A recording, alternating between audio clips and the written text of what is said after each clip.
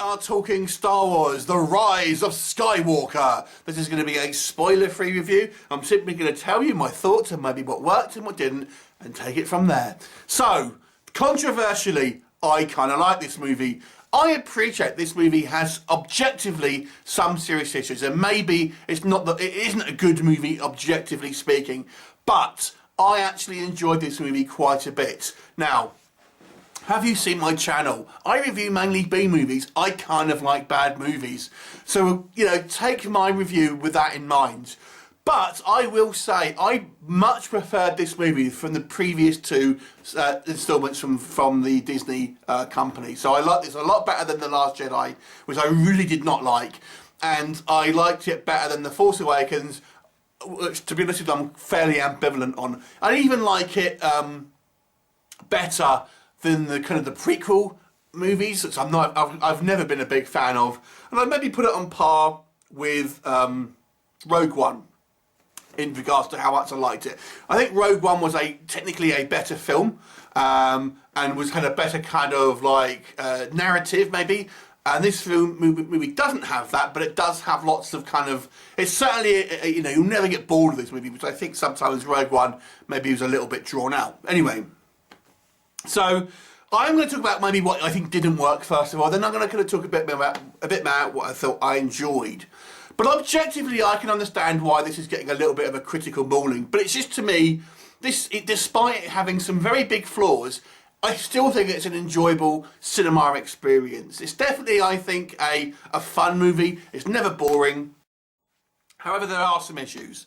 The big one, and obviously this is really the kind of the thing that is the problem with these Star Wars movies as a whole, is that there is no shorthand behind this kind of series, because where the franchise has been left to the directors to do what they want, J.J. Abrams has been forced to kind of unpick the mess that Rian Johnson have made by doing kind of lots of retcons, introducing kind of new elements, and kind of trying to pick up the story that he left off in the Force Awakens. Now, if we talk about Last Jedi for a second, that movie, one of the major criticisms I have with it is nothing really happens. The plot isn't moved forward at all within that film. The rebels, or the Resistance, sorry, are more or less in exactly the same position at the end of that film than they were at the beginning. So this movie, I felt, needed to have, to be fair, it could have had been two movies, because they introduced a major plot element in the title crawl. Something so big that it outshines anything that was done in the kind of the Last Jedi film. So it could have been split, having maybe a movie that incorporated that, and then maybe a third of this movie, and then had this other kind of like the 2/3 be its own thing.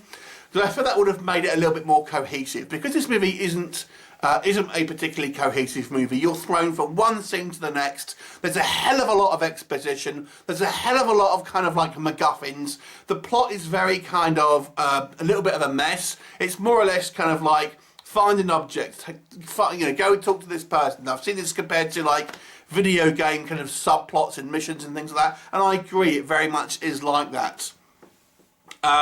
New characters seem very much kind of, you know, not needed at all, to be quite honest with you, and they've introduced lots of elements here that just feel to me like excuses to have more toys. The Knights of Ren, completely kind of irrelevant, does not make an impact at all. All the kind of the Sith troopers and stuff, I barely even got a good look at them, to be honest with you. And we have all these different troopers, and it's just like, it's so just kind of to have, you know, oh, we can't use the kind of the Ultra Signs because we need to sell new toys and things like that. Even the kind of the good guy characters that have a little bit more screen time, again, they're just nothing throwaway characters, unfortunately. They have no real bearing on the kind of the the story itself. Rey is still massively overpowered in a big Mary suit. I think they try to explain away a little bit why that is, if I'm honest, but I feel this movie is a little bit reactionary to things that have been criticised about it in maybe the past two films. They've tried to appease the kind of the fanboy community by trying to address certain critiques and kind of give stuff reasons for it, and raise you know, Rey's kind of like skill at doing everything is still here. I mean, she can pilot this kind of like this boat in one scene, for example. that even people who are native to the planet go, oh no, that water's way too kind of bad, you can't go out in there, but Rey does it, no problem. Anyway, but they kind of give her a reason why she may be so kind of powerful. But again, it's one of these kind of like moments that are, oh my god, there's this jaw-dropping moment of, it's a shocker, there's this big plot twist. But it's not like one that was particularly set up, I would say. I mean, obviously there was the whole thing in The Force Awakens with, oh, who are Rey's parents? But when it's kind of like there's a reveal that's kind of to do with that, you're thinking, now, there's been nothing to kind of build up with that if we're talking about a generational issue here. One major issue that I've seen with this movie that I've not really seen too many other kind of reviewers talk about is I appreciate this movie is a fantasy film, and therefore your suspension of disbelief has to kind of go, be so much.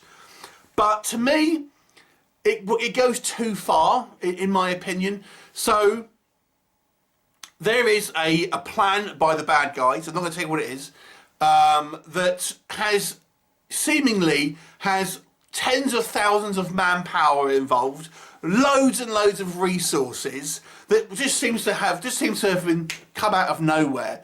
Now, the dark side is powerful, we all know this, but can they conjure up lots of kind of like workers, resources, engineering, factories out of nowhere? I don't know. It doesn't really make any sense, and I know that seems silly in a kind of a world where we have essentially magic and stuff like that, but it just seems for the universe that they've created, it just came out of nowhere. And this is what I mean. There's so much crammed in this movie that it needed more fleshing out, because Last Jedi was a complete waste of time. I mean, we can't undo it now, but I felt they would have benefited from maybe not having a trilogy, but maybe having 4 films and just spreading it out a little bit more, because it just is a little bit too much. Now, it's not like I've absolutely slated the movie, but I thought this movie has one major thing in its favour. It's so much happens, and our characters are put into so many different kind of locations and kind of like situations that it is a lot of fun. This movie is genuinely a fun bad movie, if that makes sense. So I enjoy the kind of all of the kind of the massive different variety of kind of adventures that these people go on. There's a scene which kind of, I mean, the Empire and the kind of the First Order, I guess, have always evoked Nazi symbolism, and then there's a kind of there's a scene where they go to a particular planet where it looks like it's occupied. It will remind you of, kind of Nazi occupied France and things like that in World War II, things like this. And again, I just thought there was quite a good lots of variety. It doesn't seem to be quite as political as the last movie. I think it's kind of like dialed back on trying to have this kind of like political agenda. Obviously characters from the last one were still there, but it doesn't seem to be quite as much in your face, and I feel that they realised maybe that there was a mistake, but and haven't kind of like at least made it quite as a bigger thing as in this movie, which I appreciated.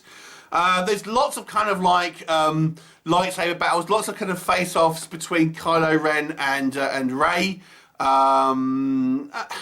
Maybe a little bit too much. I feel they faced off a little bit too many times, if that makes sense.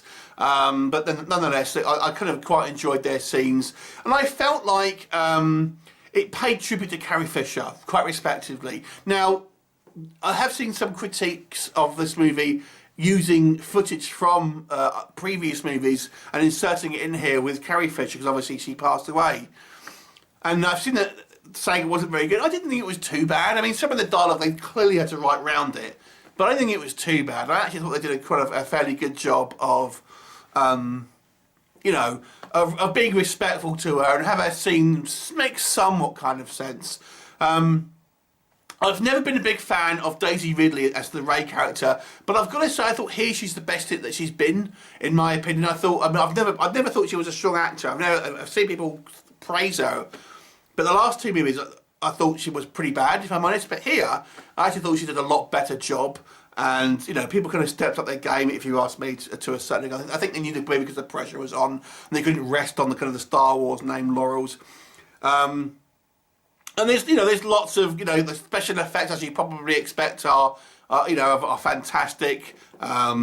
The First Order seems a lot more like the Empire in this one, if you ask me. But the Stormtroopers, are just kind of like, they continue to be a bit shit. And I would have liked to have seen, you better have these different classes, and they never really seem to kind of level up and stuff like that.